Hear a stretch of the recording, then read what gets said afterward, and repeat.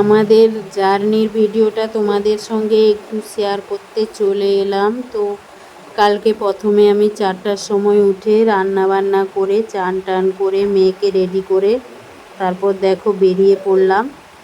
আর টিফিনও নিয়েছি, যেহেতু আমাদের দুদিনের জার্নি। তো এই দেখো রাস্তার মধ্যে চলে এসছে বরমশাই, বাবা, আমি, আমার মেয়ে ব্যাগ ট্যাগ নিয়ে চলে এসেছি। তারপর দেখো অটো চলে এসছে, তো অটোতে আমরা বসে পড়লাম 4জন, আমার ভাই, আমি, বাবা আর আমার বরমশাই আর মেয়ে, সবাই মিলে অটোতে চলে যাচ্ছি স্টেশনে। তো স্টেশনটা এখন যেহেতু সেকেন্দ্রাবাদে স্টেশনটা ভেঙে নতুন করে হচ্ছে, তাই আমরা চেরলাপল্লী স্টেশনে যাচ্ছি। চেরলাপল্লী স্টেশনটা একটু দূরে। তো তারপর দেখো স্টেশনে আমরা পৌঁছে গেছি, এই যে। আর এই যে স্টেশনে আমার ভাই যাচ্ছে আমার সঙ্গে,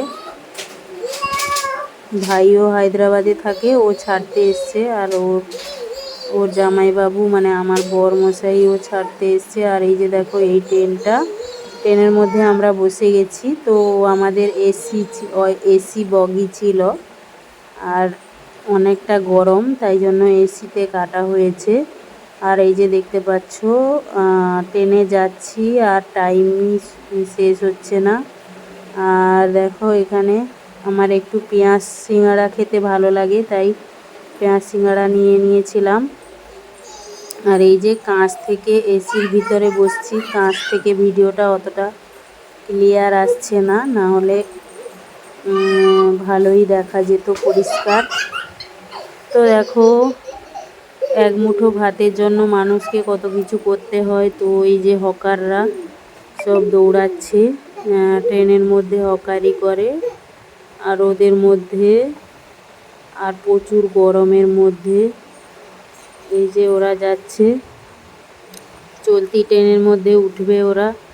আর এখানে দেখো আমার মেয়ে ঘুমিয়ে গেছে। আর এখানে ট্রেনের ভিতর ভাত বিক্রি হচ্ছে।